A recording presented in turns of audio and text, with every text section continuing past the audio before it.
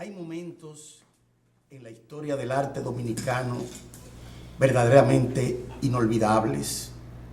En Cotuí, en 1939, nació un arquitecto y un artista, José Rincón Mora, a quien le dedicamos hoy nuestro programa Página Abierta con el Arte, Página Abierta con la Cultura. Allí donde nació José Rincón Mora, nació una esperanza artística, nació un camino que concluyó en Alemania y concluyó con un ciclo digno de ser admirado y recordado. Hoy tenemos con nosotros y para ustedes los aportes de la arquitecta, crítica y maestra Amelia Soto, quien de hecho produjo la idea de este programa a partir de una memoria levantada hace ya unos años y que hoy la ponemos a disposición del amable público televidente. Bienvenida, Amelia, a tu programa. Gracias. Página Abierta con el Arte. Gracias. Fidel ya es parte del programa. Habitué. ¿No? Y realmente, cuando hace unas semanas supimos del deceso de nuestro querido José Rincón Mora, recordábamos cómo, antes de su partida, él nos hablaba de la puesta en circulación de su libro, que íbamos a tener luego de su regreso. Él me dijo: Odalis, voy a buscar una ración de mis medicamentos. Desde que llegue, nos ponemos en contacto contigo, con mi amigo Checo, un maestrando que tenemos en la Facultad de Artes, y con la otra amiga también arquitecta, Ruth Félix, que realmente ellos le siguieron los pasos en esos tiempos de soledad en que Rincón estaba en su casa, alejado como siempre, prudente, pero siempre buscando un motivo para hacer arte. Hoy estamos aquí y nuestro programa realmente se le dedica a esa gloria de la pintura, del arte dominicano, pero además a este grabador, pintor, dibujante, arquitecto, que desde los años 60 inició una búsqueda que recientemente acaba de concluir y que todavía no se deja concluir, porque está su obra, están todos sus proyectos presentes y sobre todo está su moral artística, su ética artística. Amelia, Así es, eso realmente debe remitir a ese encuentro que tú tuviste con él y que esa experiencia que nos gustaría que tú, para los amables televidentes, le... Sí. En el año 2011 él estuvo en la Galería Clara Herrera, fue el invitado de honor en la tertulia, la primera tertulia, el día 6 de marzo del año 2012.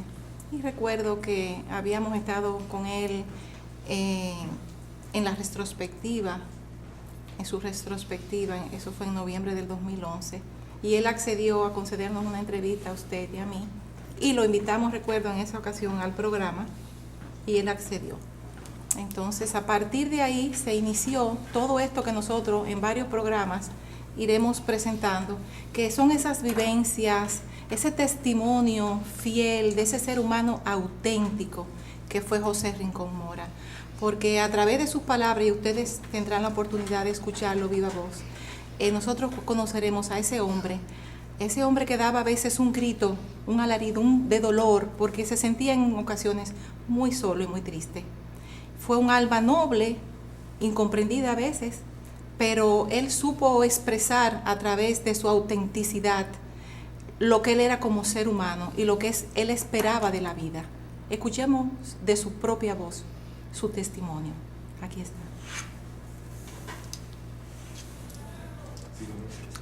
Amelia, en lo que el maestro nos da la entrada, es importante destacar que en aquella retrospectiva del 2011 y luego posteriormente en casa de doña Clara Herrera, pero también en un panel que hicimos en el Museo de Arte Moderno, donde se congregó gran parte de los artistas y personas que seguían a Rincón, él allí hizo toda la historia incluso crítica de lo que fue su trabajo. Nos contaba sobre los vitrales, sobre ese proyecto de pintar 24 vitrales, donde él tuvo que ir, porque Rincón Mora fue un viajero.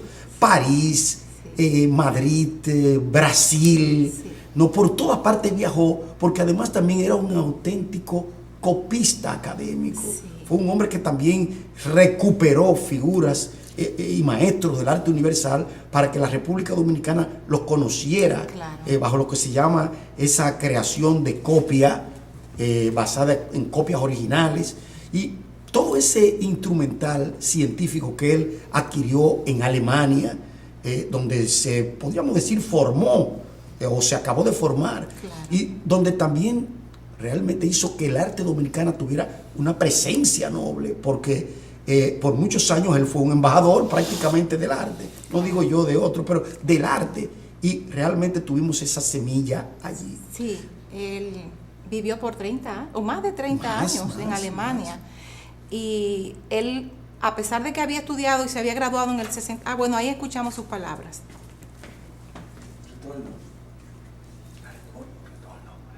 Sí.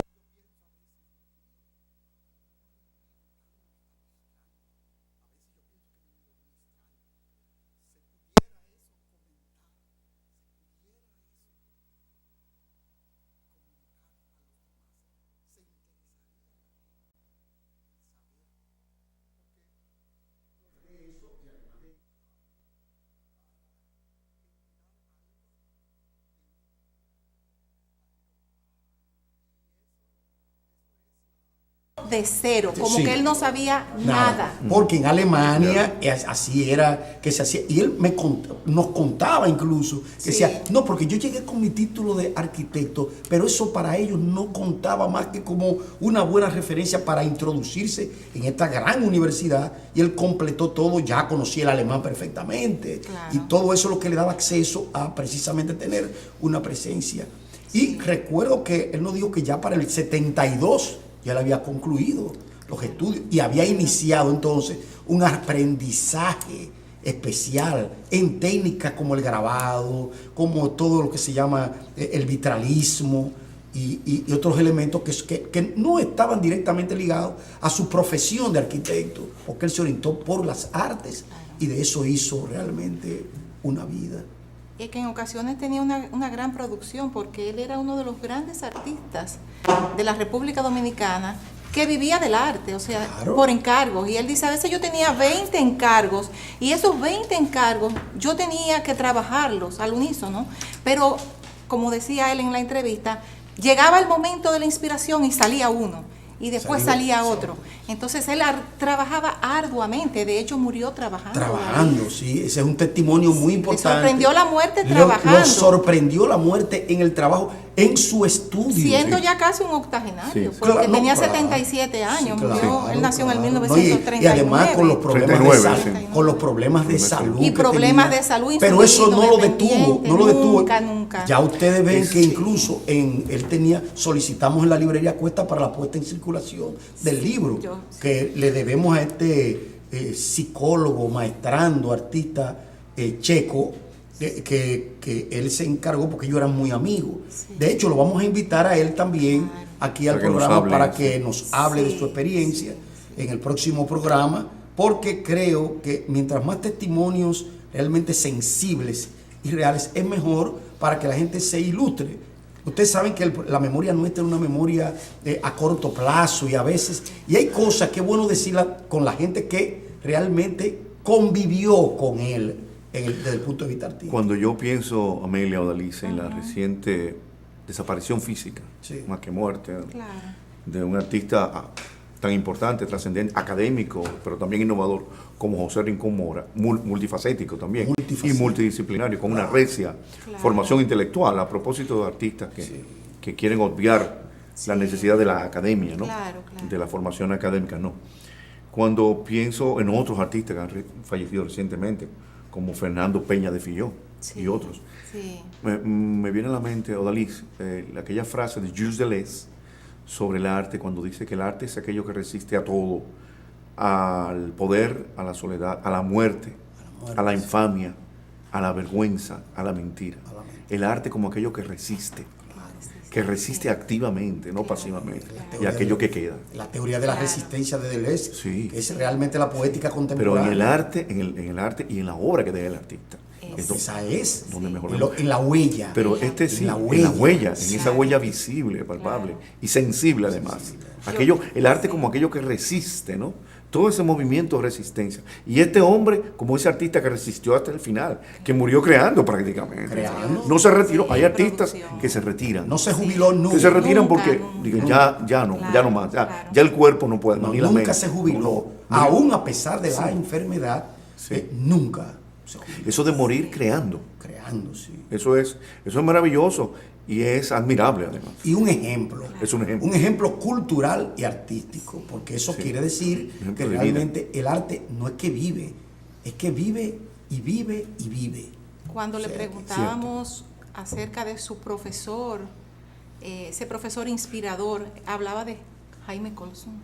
No, porque él se inició, él tomó cursos especiales. Y le pregunté, recuerdo, y de sus profesores inspiradores en arquitectura, esos que motivan al estudiante y lo hacen crecer y enamorarse de la carrera. Y él nos habló de Guillermo González. El padre de la arquitectura. Sí, claro. O sea, que no son solo profesores en el sentido tradicional de maestros que dan clases, docentes. No. Profesores tampoco son facilitadores. Porque el concepto hoy de pedagogía de facilitador es muy light para mí. Instrumentalista. Pero no te habla el facilitador, no se habla. Cumple una tarea, te facilita. Pero el inspirador es algo más. Y el motivador. Y el orientador. Sobre todo, porque aquí hay un espacio que se abre a ese tipo de oficio y al mismo tiempo de profesión de fe. Esa estética a la que tú muy bien te refieres, Fidel, es un ejemplo de cualquier opus, de cualquier obra fundadora, desde el punto de vista de lo que él llamaba, porque él fue también un cultivador del espiritismo latinoamericano, algo que destacan. Que lo estudió en Brasil por 6 meses. En Brasil, sí, ligado a lo que es el espiritismo en el mejor sentido de la palabra. No de brujo ni de hechicero, pero sí de pensante. Místico. Volveremos en nuestro próximo segmento.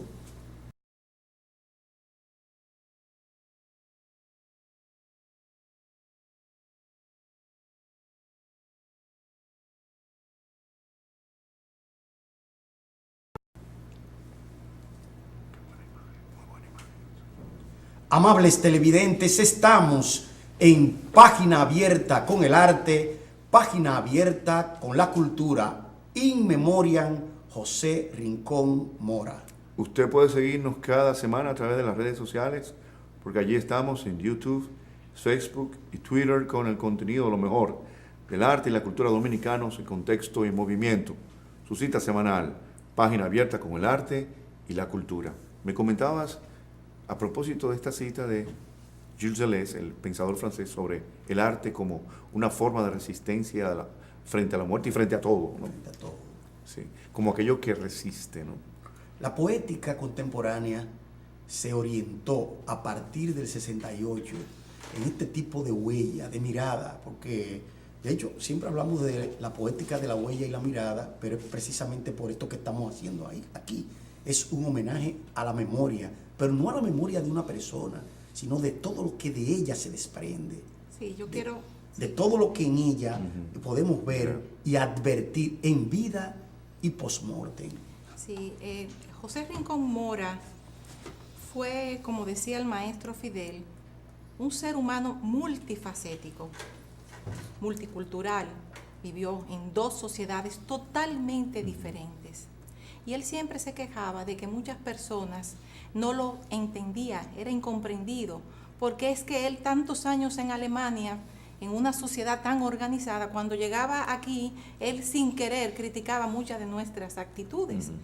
Pero ahí vemos nosotros imágenes de su retrospectiva, y usted recuerda, Dalí, que en esa ocasión lo entrevistamos, usted y yo, y él recuerdo que hablaba de mucho de lo que eran esos elementos de la multiculturalidad y de sus vivencias en ambas naciones, ¿verdad? Y lo que era su compartir con diferentes etnias, pero también mucho de lo que había sido esas multifacetas la vemos nosotros en esa retrospectiva, porque como arquitecto, él era un gran artífice de proyectos extraordinarios, como un proyecto que no se ejecutó nunca y del cual aparecía una maqueta de una iglesia con un estilo muy Art Nouveau, pero también lo encontrábamos a él como creador de muñecas.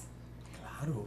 En una ocasión en Múnich, él expuso más de 100 muñecas diferentes. Claro. Dentro de diferentes contextos, las muñecas, y nosotros lo vamos a ver ahí en una de las imágenes que vamos a presentar. Y todo eso, Amelia, es importante que se sepa, basado en lo que era el concepto de historia del arte universal, porque la obra era un hombre de Rincón culto, definitivamente. Mora es una obra no solamente de un artista creador, sino también de un seguidor de modelos universales. Sí. Eso es importante a partir de que cuando se hablaba del expresionismo, incluso esas muñecas a las que ustedes están aludiendo, son precisamente muñecas que no son comunes, no es parte de una muñequería ritualista. Estamos hablando de una interpretación no del muñeco, no, de ese elemento como signo y significante de la cultura. Así como la obra, los 7 pecados capitales, que expresaba todo lo que son esos vicios que tenemos nosotros los seres humanos, la lujuria, la ira, la gula, la avaricia. La soberbia, él también en esas muñecas expresó mucho de lo que son los estereotipos de la sociedad. Además, disculpa, lo de mírelas ahí. Sí, lo de los... Exacto. Los pecados capitales es un tema universal, ¿no? Claro. De la literatura, de la teología. Son emblemas. Del arte también, del cine, del teatro. Mira, por ejemplo, las características. Tanto en el vestuario como en la hechura. Exacto. Tanto en el peinado. Claro. Todo eso forma parte de lo que se llama una técnica, pero también de un principio artístico. Una mujer que está realmente vestida totalmente sobria, a pesar de que el color rojo es un color festivo, pero luego aparece una mujer que está en ropa interior. Y otra que está ataviada con un vestido de novia. Claro. Entonces son situaciones de la vida, contextos. Sí, son momentos, situaciones. Claro.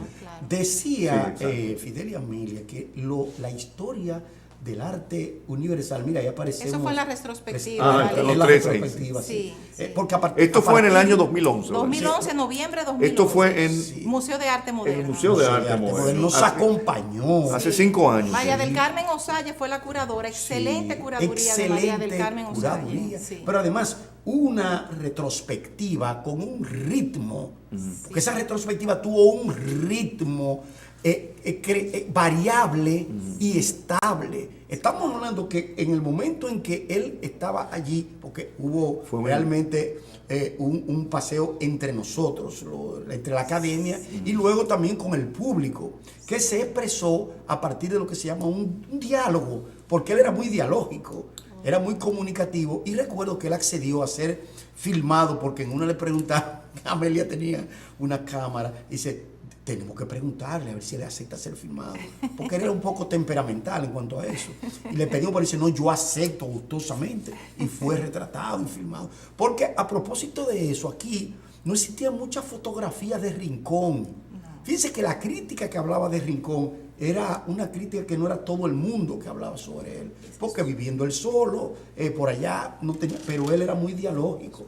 Yo diría que es visible la influencia colsoniana, ¿no? Sí, en su hermana. Su hermana y su sobrina. Su hermana y su sobrina. Sí. Él dice que a él no le gustaba mucho hacer retratos, pero sin embargo le encargaban retratos. Le encargaban porque eso era lo que... Él decía que él era un espíritu libre y que no le gustaba tener ataduras. Sí. Y yo recuerdo en una ocasión, en una entrevista, que usted le preguntaba a Odalí en relación a los símbolos, el símbolo de la cruz. Sobre todo esa crucifixión, que es un modelo que hay que analizar simbólicamente. Y cuando veíamos el monaguillo, yo recuerdo le preguntamos, y de hecho ahí hay una expresión muy auténtica del maestro en relación a que ese monaguillo era él, porque él fue monaguillo. Fue monaguillo. Eso es parte de sus vivencias. Estuvo por Duvergé, Mella. Él dijo, yo debí ser sacerdote, expresó. Eso es parte de su testimonio. Es parte de su testimonio. Y los vitrales también, aparte de la pintura. No, los vitrales están en la Catedral Primada de América, y la están pintura en la sobre Catedral los de vitrales, Santiago. y la pintura alusiva a Él los vitrales. buscó la idea de ser sacerdote, porque él lo declaró aquí varias veces. Y de ahí también que sea legible y congruente con muchas de las imágenes religiosas que él tiene, que son incluso imperecederas. Y se autoproclamaba creyente. Él era creyente. Sí. Lo que él no creía en libros, eso lo expresó enfáticamente. No me gusta que me controlen, no creo en libros. Sí. Dice, hay muchos curas que dejan mucho que desear. Eso también lo enfatizó. Sí. Y a propósito del espiritismo, el cristianismo como un tipo especial de espiritismo que recuerda a René Guénon. Sí. A propósito de ese tipo de tendencia, un poco heterodoxa. La tendencia espiritualista. Sí. Muchos seguidores. Pero además de eso, en su corpus de imágenes, uno observa este tipo de arte cristiano vanguardizado, por utilizar un término. O sea, que no era una cuestión que era chapado solamente a la antigua copia, sino que realmente hacía revivir esa legibilidad de la imagen artística, principalmente en lo que atañe a la pintura y a la objetología cristiana, esa que vimos allí en aquella retrospectiva, y que realmente él explicaba de dónde era que surgía y nos hacía la historia de cada momento. Los valores cromáticos. A propósito de esa retrospectiva del año 2011, yo la recuerdo, bueno, aún no estaba en el programa. Recuerdo la reseña, la cobertura que hubo en la prensa especializada que existe acá, porque algo hubo. En la prensa se escribió y también en la universidad se comentó. Y tú señalas, porque duró mucho. Exacto. La retrospectiva duró mucho porque además él tuvo un contacto con los estudiantes y gente del público. Y recuerdo el panel que organizó la directora del Museo de Arte Moderno, la profesora María Ditreña, y estuvo ahí en el diálogo donde él manifestó todo lo que él creía sobre arte. Claro, eso en el marco de aquella retrospectiva. Claro. No, que tú señalas, Odalis, de esa retrospectiva última, que fue la última, ¿no? Sí. En la República Dominicana, en el Museo de Arte Moderno, que tú señalabas el ritmo, y yo le agregaría el rigor. El rigor. No, una cosa está unida a la otra. Sí, por supuesto, el ritmo y el rigor, esos dos términos, esos dos sustantivos que definen muy bien esa retrospectiva de este artista riguroso. Riguroso, sí. Académico, pero post-académico. Claro, también. Porque no era un artista académico. No era su cárcel la academia, aunque él provino de... Se puede ser académico e ir más allá de la academia. O sea, transacadémico, como a Odalí le gustaría, le gusta el término, ¿no? Él hacía son términos que inventa Odalí, según algunos. Que algunos. invento yo, que me dicen que lo invento yo. Mire, es algo importante en este sentido señalar, porque debemos siempre ceñirnos a la verdad, y más cuando estamos hablando in memoria. No se puede esconder una cosa. Rincón era una persona que tenía un sentido de la honestidad artística. Eso hay que decirlo, porque él no iba más allá de lo que él hacía. Lo decía con su particularidad, su forma un poco grácil en la expresión. Hay que ser lo que uno puede ser. Lo recuerdo como ahora, a propósito de lo que se le había preguntado en aquel panel que tuvimos en el Museo de Arte Moderno, que le preguntaron, ¿y qué usted cree de las nuevas generaciones? Y ahí él... Entonces, la pregunta que no falta, ¿no? La que no falta, sí. Y él dijo ahí sus vertientes y lo que él entendía.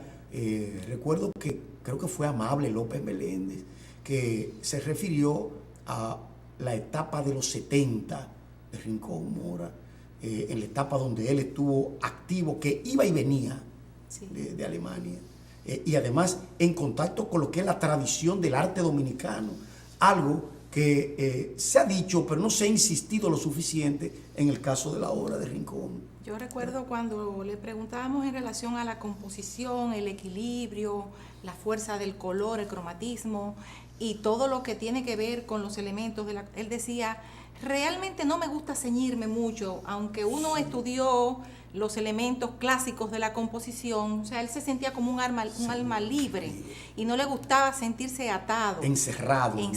Yo recuerdo que le preguntamos en esa ocasión acerca de la asimetría, que si él se sentía más cómodo con un elemento de eje, ¿verdad?, simétrico o asimétrico, y él expresaba que la asimetría le hacía sentir mucho más cómodo, aunque él siempre manejaba el equilibrio. Claro, el número de oro, propósito de esa teoría de la que remite a la divina proporción.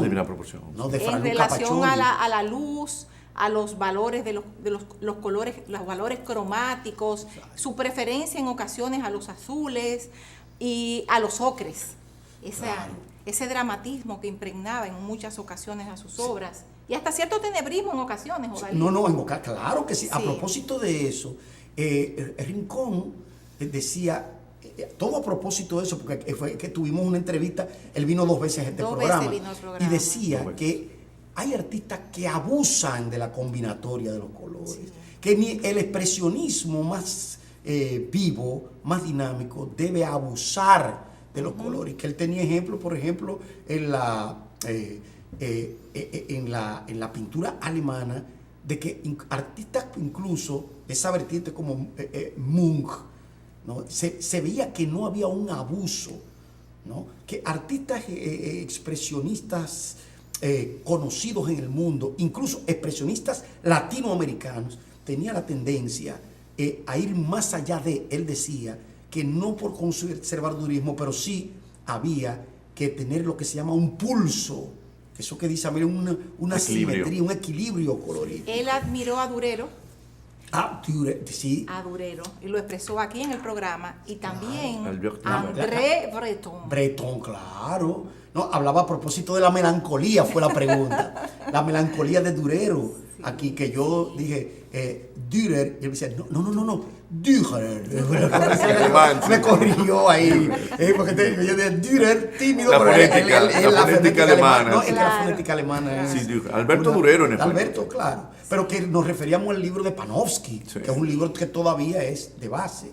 Yo pienso que sería interesante volver a esos programas y... No, lo vamos a pasar en la próxima, en nuestra próxima semana vamos a dejarlo hablar a él también. Porque por eso estamos poniendo la imagen, dejar hablar al artista. Sí, ¿no? Y eso se va a ver luego de este programa también. Claro. Exacto. Hay algo... como homenaje póstumo. Sí, hay algo dentro de este homenaje que es bueno resaltar a propósito del concepto de escuela de arte. Eso fue algo que también él tenía su forma de comparar y de ver. Sin embargo, es bueno saber que ese concepto de escuela tenía realmente matices en él. Sobre ese y otros aspectos vamos a seguir hablando en nuestro próximo segmento.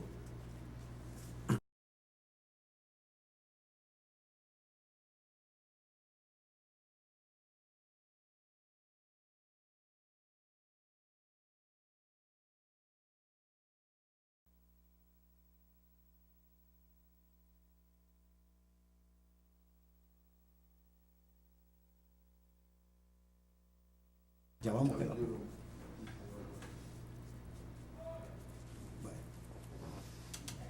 Amables televidentes, estamos en Página Abierta con el Arte, Página Abierta con la Cultura. Hoy con José Rincón Mora, In Memoriam. Usted puede ver este programa dedicado In Memoriam, en homenaje póstumo a José Rincón Mora, artista visual dominicano, fallecido recientemente, en las redes sociales, porque allí estamos, en YouTube, Facebook y Twitter, con el contenido de lo mejor del arte y la cultura dominicanos, en contexto y en movimiento. Página Abierta con el arte y la cultura. Fidel, hablábamos del concepto de escuela. Creo que Amelia participó mucho en ese sentido, porque recuerdo que ella, junto a su esposo, el arquitecto Gañán, hicieron empatía, a lo mejor no porque eran arquitectos nada más, sino seres sensibles, y recuperamos, gracias a esa empatía, el hecho de que Rincón pensara la posibilidad de ir a la Universidad Autónoma de Santo Domingo, a nuestra Facultad de Arte, a hablar con profesores y artistas. En esa ocasión él no pudo, pero prometió que luego él vendría. Pero cuando él volvió otra vez, que se volvió a marchar, no tuvimos esa oportunidad. Y en el último encuentro hablamos de la puesta en circulación del libro y este concepto de escuela, que hemos visto ese concepto de escuela en su obra, cómo se expresaba, pero qué creía él que era una academia de arte. Incluso él decía, eso de universidad, eso de título, no. En el concepto que yo tengo de escuela, estamos hablando de desarrollo como si fuera en el Renacimiento. Nunca se termina la escuela, en el sentido de formación, sí, no de cursar. Sí. Esa maqueta... Vemos esa maqueta que es una maqueta conocida. Sí, representa el proyecto del que hablábamos ahorita, de la iglesia, de la Divina Providencia, que le encargaron los planos y él, para expresarse mejor en la tridimensionalidad, pues él mismo construyó esa maqueta. Pero luego el proyecto no se ejecutó. Él exhibió eso allá en la retrospectiva. Sí, la retrospectiva. Y dentro de lo que estaba en ese contexto había una instalación. Claro. Porque ese Cristo que vimos estaba en la misma sala de exposición a modo de instalación. Sí, un espaciamiento visual. Exacto.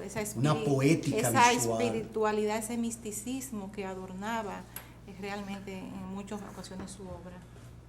Hay otra cosa, es a propósito del misticismo del que habla Amelia.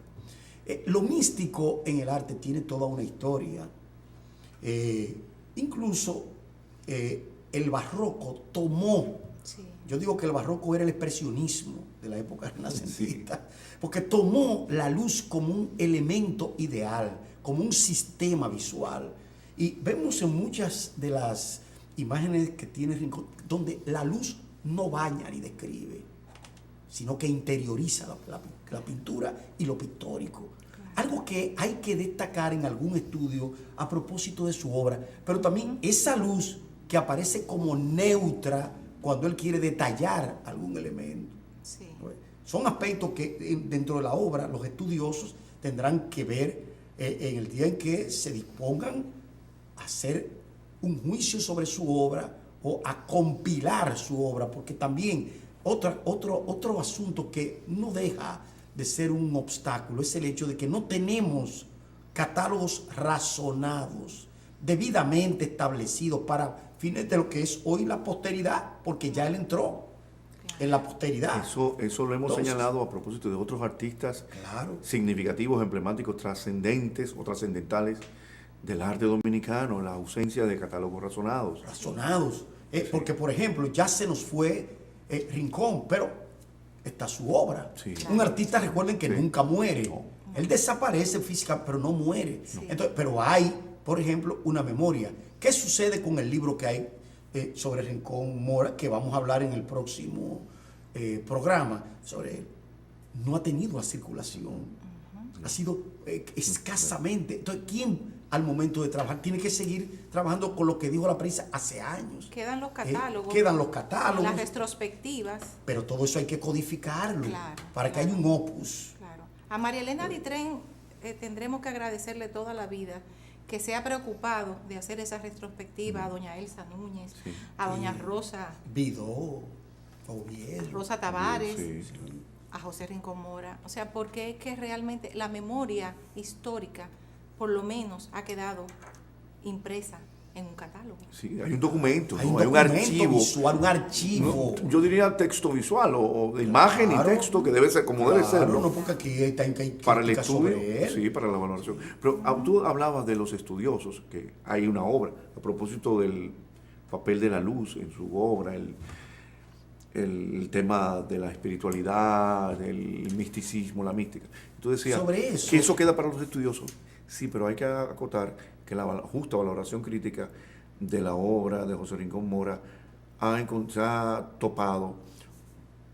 chocado con incomprensiones de ciertos sectores de la crítica dominicana. Hay que señalar las incomprensiones sin anotar, sí, Sí, porque... Pero quiero entrar, Fidel, en algo que es mejor. También tenemos estudiosos que ha hecho aporte. Por ejemplo, el aporte de Amable López Meléndez, de Abil Peralta Agüero, ha sido sensible. Del otro lado hay que señalar eso. El mismo Cándido Gerón. O sea, estamos hablando de personas que han estudiado, pero no hemos tenido todavía una obra compendiosa, crítica. Entonces, que no es que tenga un juicio final ni definitivo, pero un juicio que sea tratado. Incluso para la próxima, el próximo programa vamos a traer algo sobre también poética de la historiografía a propósito. O sea, la recepción crítica valorativa de la obra de Rincón Mora es interesante. En la crítica oficial u oficiosa de la República Dominicana, entre nuestros críticos. Creo que sí, creo que ha habido... Ha tenido recepción y buena ponderación, sobre todo. Incluso el de la retrospectiva, que tuvo María del Carmen Osayi haciendo eso, pero después en los mismos anales de periódico, de la crítica y todo, aparece siempre un trabajo sobre Rincón. Él respetaba mucho a la crítica María Ugarte.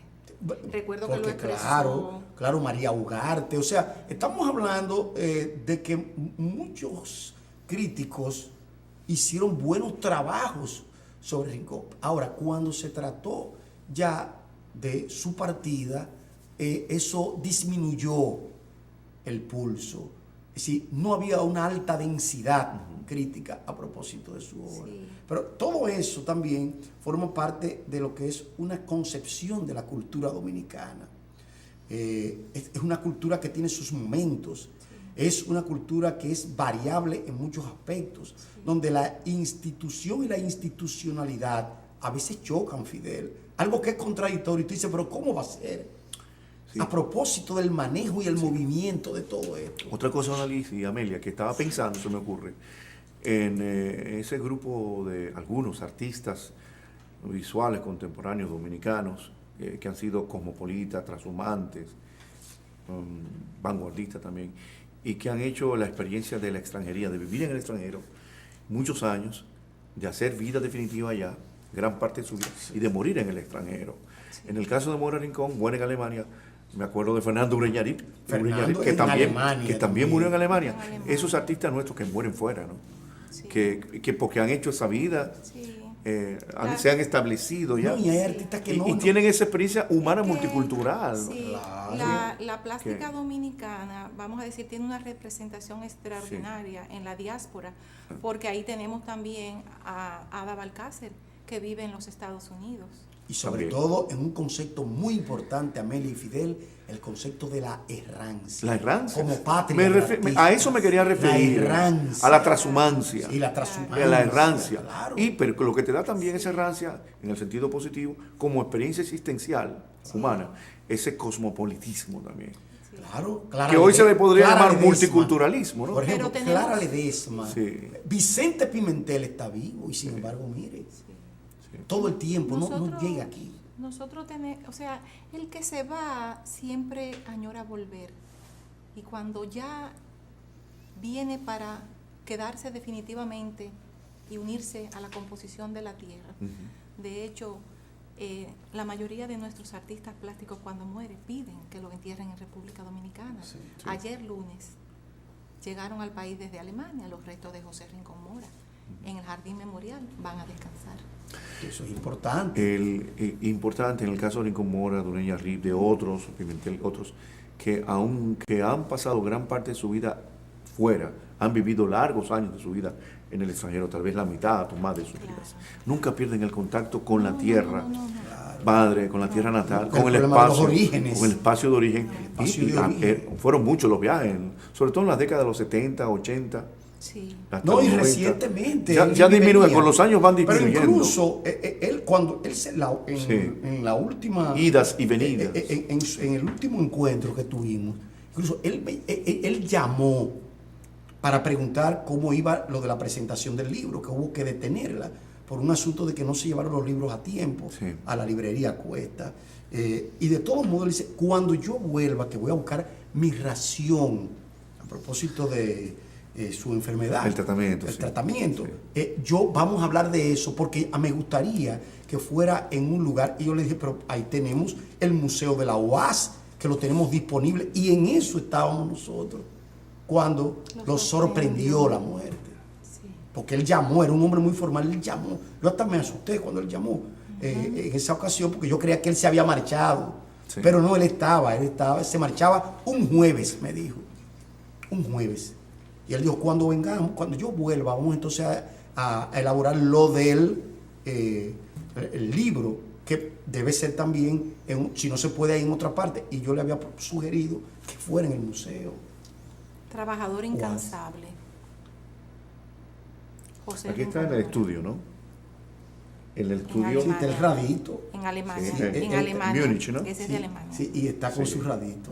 Sí, claro. Conectado, sí.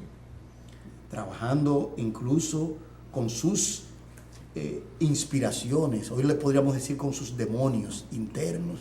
Y con sus fantasmas. Usted sabe que él aplicó el Feng Shui no solo a su hábitat.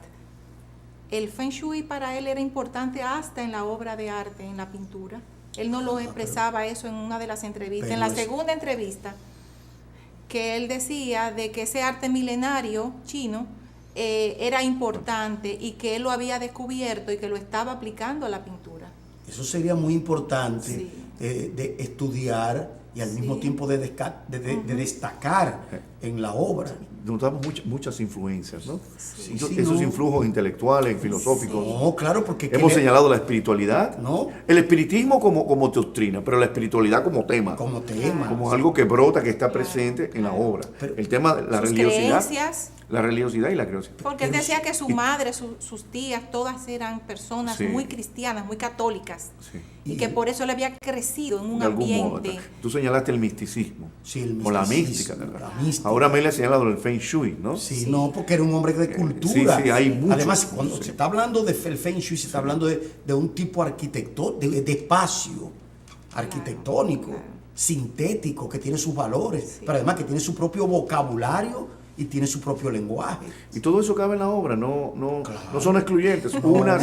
Unos temas, unas influencias y otras no son excluyentes. Eso es importante. Todo eso está ahí. De algún modo es como un todo, una totalidad. Claro que se puede asimilar. Y de hecho así es. Pero ¿qué es la historia del arte sino la historia de esos cambios y esos funcionamientos? Sí. Si no hubiera sido así, no tuviéramos ni siquiera ese concepto universal. Por supuesto. ¿No? Eso que se llama arte, que es la misma historia de las imágenes en el tiempo y en el espacio. Y últimamente, por ejemplo, un teórico como Keith Moxie, que dice, señores, en el arte visual o en las artes visuales no existe más que el tiempo, porque desde allí se reproduce hasta el espacio. Yo me quedé un poco turbado al ver esto, pero la hipótesis de este historiador son hipótesis muy a tener en cuenta a propósito de lo que es la historia misma de la cultura, que ha sido la historia de los espacios y realmente lo que se llama las grandes síntesis de los aportes de un artista. Señores, ya nos están haciendo señales de que tenemos que terminar, pero antes debemos decirles que vamos a seguir con este programa en homenaje a José Rincón Mora en nuestra próxima semana, cuando estaremos dialogando con ustedes sobre su vida, obra y aporte espiritual. Hasta pronto.